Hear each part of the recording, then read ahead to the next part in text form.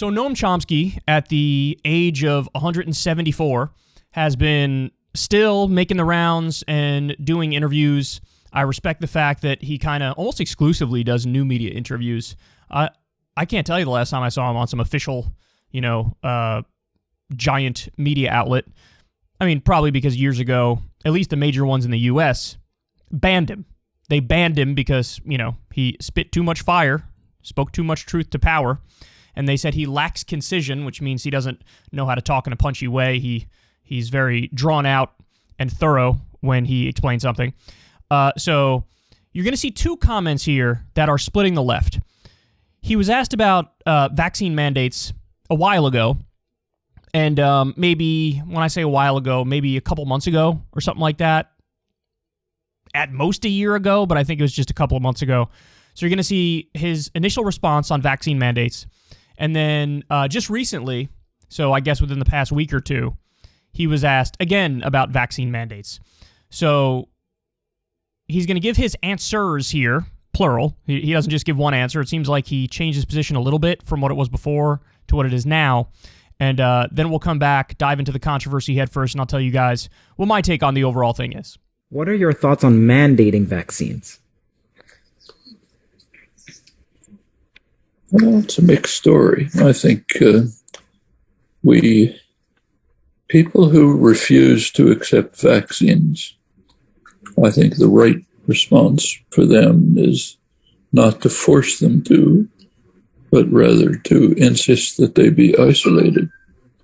If people decide, I am willing to be a danger to the community by refusing a vaccine, they should then say, well, I also have the decency to isolate myself. Okay, I don't want a vaccine, but I don't have the right to run around harming people. That should be a convention. Enforcing is a different question. It should be understood, and we should try to get it to be understood. If it really reaches the point where they are severely endangering people, then of course you have to do something about it. So if smallpox turns out to become rampant again, and some people are insisting on running around public places where they might have smallpox, well, you've got to do something about it. We're not at quite that situation, but it's a similar one. So I think we should first attempt to establish conventions that will be understandable by people with some moral capacity, try to convince them that it's your right to refuse to get a vaccine, but then it is your responsibility to isolate yourself so you don't harm others. When you talk about folks having the freedom to, separate if they don't want to abide by these vaccine mandates, what would that look like on a practical level? Does that mean that folks need to just stay home and have groceries delivered to them? Does it mean separated communities of folks who are unvaccinated, or just, how do you think this would practically play out? Same way as with people who say that I don't want to accept traffic rules. I suppose there were people who said, it's an attack on my liberty to make me stop at a red light. It's government overreach. We don't want the state to have that power over my private life. Well, such people they should have the decency to remove themselves from the community. If they refuse to do that, then measures have to be taken to safeguard the community from them. Then comes the practical question that you ask, how can we get food to them? Well, that's actually their problem. Of course, if they really become destitute, then yes, you'd have to move in with some measure to secure their survival, just as you do with people in jail, for example. But that's really not the issue. Okay, so there's a lot to unpack here. Let's go through it. First, let's talk about the broadest issue, which is, do the vaccines work? Now, most of the people who watch my show are going to roll their eyes at the fact that we even have to cover this part of it, but we do, because some people who are coming across this video have not seen the other 7,412 Secular Talk segments on the vaccines, and maybe they've been brainwashed or been misled or been fed bad information. So on that question, do the vaccines work? The answer is yes, and it's overwhelming. There's a mountain of evidence. I think the best single example of the vaccines working is the French study of over 20 million people, and the vaccines reduced severe illness, hospitalization, and death by 90%. 90%. Now, if you're reasonable, that's game, set, match on that question. Okay, but honestly, that's not the only piece of evidence. That's just one of many. I'm just giving you the single clearest example that the vaccines work. So, any anecdotal stories you hear about, like, Nicki Minaj's friend's cousin's ball sack or whatever, or, one person having a bad response to the vaccine, or somebody dying after the vaccine, you have to understand there's a difference between the macro picture and the micro picture. So, of course, there's when you give billions of people a vaccine, some people are going to have a bad reaction to it. Some people are going to die after the vaccine, even though it has nothing to do with the vaccine, because if you give a vaccine to an 87-year-old and then the 87-year-old dies 2.5 weeks later, sometimes an 87-year-old just dies. Okay, so I don't know how to stress this any more clearly, but you have to look at the overall data. I don't care about your anecdotes. Now, by the same token, if you wanted to play the anecdote game, we could play the anecdote game, and I've told you guys this before, but Sagar Enjeti had COVID. He had a breakthrough case. He was mildly symptomatic. He was in a room with Crystal. And Crystal, with how contagious Delta is, and that's what Sagar had, the Delta variant, with how contagious Delta is, Crystal definitely should have gotten COVID, being 4 feet away from this guy, and they're talking for over 2 hours for their show. She didn't get COVID. Why? Well, she's vaccinated. Now, also, I do Crystal Kyle and Friends with Crystal. I'm with her a lot. Obviously, if she got it, then I should have got it. And I didn't get it, and she didn't get it. So if you want to play the anecdote game, which we shouldn't do, but if you wanted to, okay, you give me every anecdote you give me about, here's the bad thing that happened when this person took a vaccine. I can give you a counter anecdote of somebody who didn't get sick because of the vaccine, or they got sick, but it would have been a hell of a lot worse if they didn't get the vaccine. So, point is, put all the anecdotes aside, all of them. I'm willing to do that if you're willing to do that. You have to look at the overall data, and the data is crystal clear. The vaccine is incredibly successful. And honestly, you can say it's the best thing that Trump ever did, Operation Warp Speed. Okay? So, that's the first question. Now, the second question is the idea of a vaccine mandate. For purposes of this conversation, let's talk about the idea of a hard vaccine mandate. So, in other words, you just have to get the vaccine. The question there is the principle of the government forcing you to put something in your body okay? Now, there are some on the left who answer that with yes. My opinion is I'm much less comfortable on that front. Because if you say yes to that, I don't think people understand that establishes a precedent. And the precedent can be used and abused. And if you don't think the government is going to use and abuse it, well, I really don't know what to tell you, because I think it's obvious that, it has been used and abused in the past, and it will be used and abused in the future. Now, having said that, I do think some people on the left have crossed the line from a healthy skepticism of governmental power into outright cynicism, where they won't even acknowledge that there are basic things that the government does right. And specifically when it comes to this COVID vaccine, just like when it comes to measles, mumps, rubella, polio, you name it, all the things we have vaccines for, this is an issue where they are actually correct that if you take the vaccine, you're going to be much better off. Now, again, the flip side of that is, well, the government also did the Tuskegee experiments. The government also lied us into 1,000 different wars. The government also willy-nilly overthrows democratically elected governments and puts in puppet dictators. The government also has played with people's health and safety for an extended period of time. So you shouldn't have absolute trust of them. You should have a healthy skepticism, but don't let your skepticism become cynicism and you think, well, this vaccine must be a giant hoax and a scam and it must be nefarious because the government has done other nefarious things. So on the principle here, I'm not comfortable with the government being able to force everybody to put something in their body. Having said that, that's why my position has ultimately come down to what I would refer to as a soft mandate. So in other words, instead of saying you have to take the vaccine, that's the end of the conversation, I like the idea of saying you don't want to take the vaccine? Fine, but then you have to test. Because again, this is an instance where we're dealing with a pandemic where there's over 720,000 Americans dead. Millions of people have had this thing. Millions of people have died worldwide. You are doing a balancing act of the rights of the individual with the collective well-being. And there's no doubt that if everybody got the vaccine, the collective well-being would be far better off. So what do you do when you're on the left and you have this issue where we all care about individual rights, but we also care about the well-being of the community? And those two values are butting heads. They're butting heads. So how do you split that line? How do you find a answer that is satiating for both values? And again, that's why I fall in like the soft mandate area where we know this vaccine works, we know it's effective, but yeah, you have a right to refuse it, but then I think you should have to test. So now let's get to Noam Chomsky.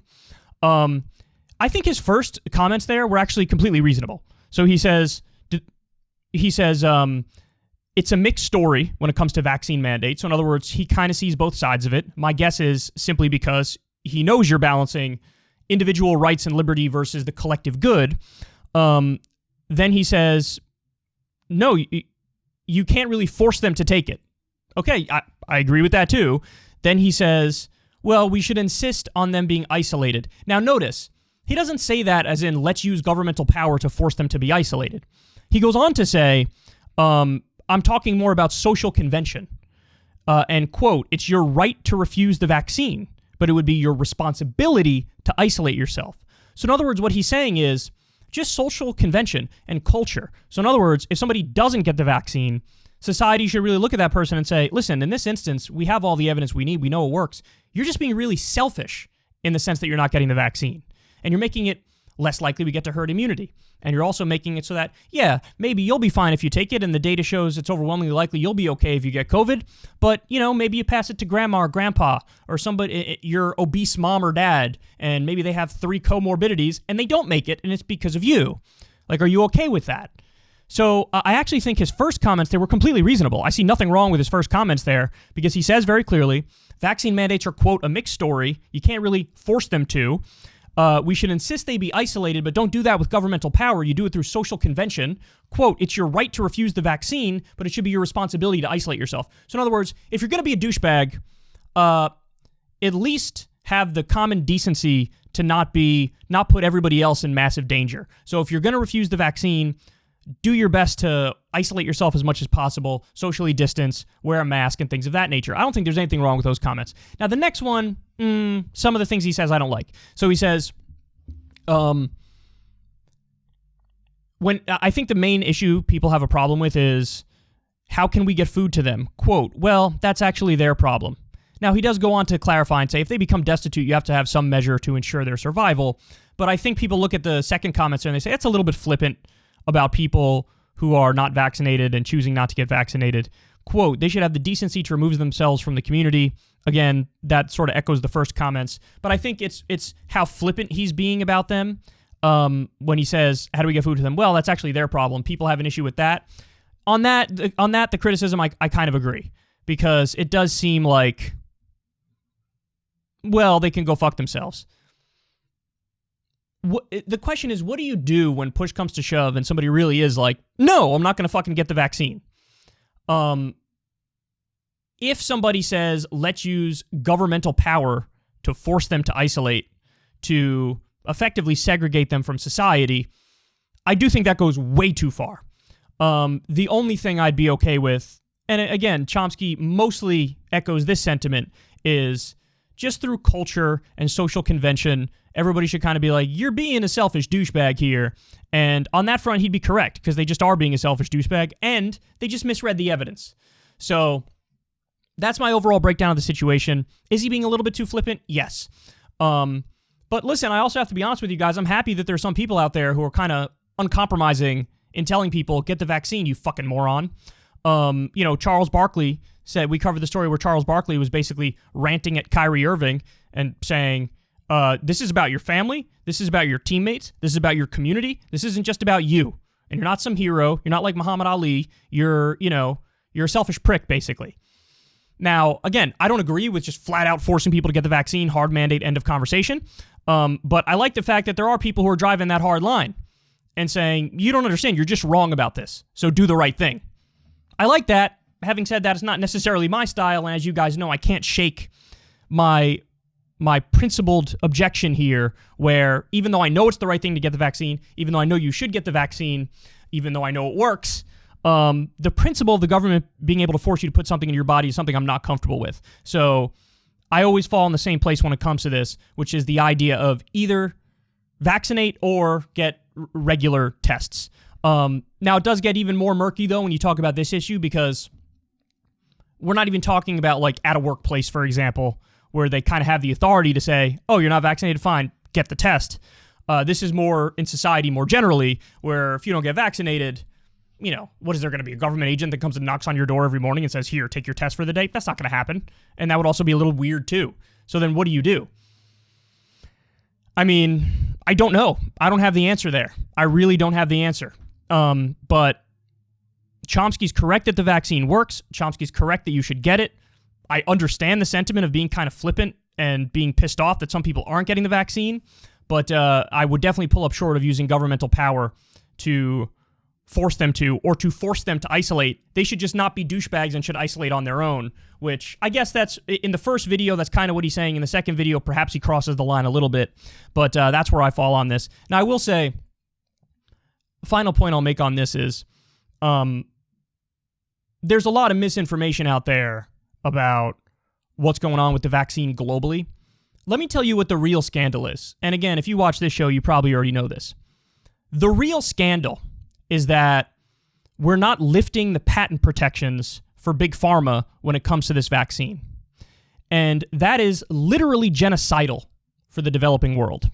It's absolutely genocidal. So in other words, Moderna, Pfizer, even Johnson & Johnson, and even AstraZeneca, that's the UK version of the vaccine, when you look at the patents, basically what that means is they have the formula, they have the recipe, and they can choose to not release it to anybody, and they could just make the vaccines themselves, and they can effectively hoard all the profits. And believe you me, they're making billions in profits. And if they were to lift these patent protections, what would happen as a result of that? There are facilities all around the world that are ready to make these vaccines in bulk. And if you do that, you'll be able to get billions more vaccines out to people in the developing world. Well, guess what? The pharma companies in the U.S., the U.S. government, and other industrial world governments have turned around and said, we're not lifting the patent protections. So now you have some places like in Africa, they're trying to reverse engineer this recipe for the vaccine, which of course drags out, takes more time. The longer it takes to get jabs into arms, the more people are going to die from COVID. So to not lift those patent protections to protect pharma profits, it is literally a genocidal policy. And that's what's going on right now. Right now. So there's your scandal.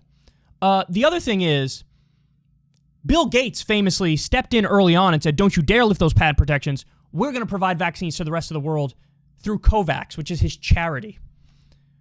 Well, guess what? COVAX has only gotten out a little over 200 million vaccines. When you need over a billion, you need billions of vaccines for the developing world. Billions of vaccines. And you deliver just over 200 million? It's been a colossal failure. We know it's a colossal failure. You can't do this through charity. And people are literally dying for the vaccine, and there's a massive demand for the vaccine. But now there's misinformation out there where people are saying, no, people are actually choosing in the developing world not to get the vaccine. The percentage of vaccine hesitancy in the developing world is about the same as the percentage in the United States, which means a solid majority in the developing world, 60, 70%, want to get that vaccine. In fact, we know the number of, the percentage of people who are vaccine hesitant is between 4% and at the absolute max, 38% in the developing world, which means you have a strong majority who are like, I want the vaccine, and they can't get it because of the patent protections for Big Pharma and the fact that they're shielding it from the developing world, which means people will die as a result of it. That's the real scandal. That's the real scandal. You have this weird, cockamamie, insane conspiracy out there that the scandal is actually the opposite. That, the vaccines are damaging and hurtful, and it's this mass campaign to inflict harm on people, or the vaccines do absolutely nothing and they just want the profits when the vaccine does nothing. No, the real scandal is we have a safe and effective vaccine that works phenomenally well, and we're shielding it from the rest of the world. We won't lift those patent protections. So people they understand that there's big pharma greed, but they sort of flipped what the conspiracy is. The conspiracy is they're keeping those patent protections in place. And Bill Gates is a charlatan and a con man and a fraud who's pretending like he can fix it all through charity, which is bullshit. So Bill Gates has blood on his hand. The executives at Pfizer and Moderna have blood on their hands. Biden has blood on his hands. And Merkel and a lot of the other world leaders have blood on their hands. That's the real problem here. So anyway, I'm way off topic now, but bottom line is Noam Chomsky was a little flippant, but especially in that first clip, I think he's largely correct. He's basically saying it's a mixed story. You can't really force people to get the vaccines, but through social convention, they should probably be isolated. It's your right to refuse the vaccine, but it's your responsibility to isolate yourself if you don't do it. I kind of agree with that. The only thing that I think goes a little too far is when he says, how can we get food to them? Well, that's actually their problem. No. That's far too close to let's literally segregate unvaccinated people. But at least he does correct himself a little bit after that and say, if they become destitute, you have to have some measure to ensure their survival. Well, yeah. So maybe don't be as flippant as you've been here. But again, my bias is that even though this isn't me, I'm kind of sympathetic to people who are driving an even harder bargain and saying, hey, jackass, you're being a jackass, so do the right thing. I think you should do the right thing, but if you don't, I'm fine with routine testing.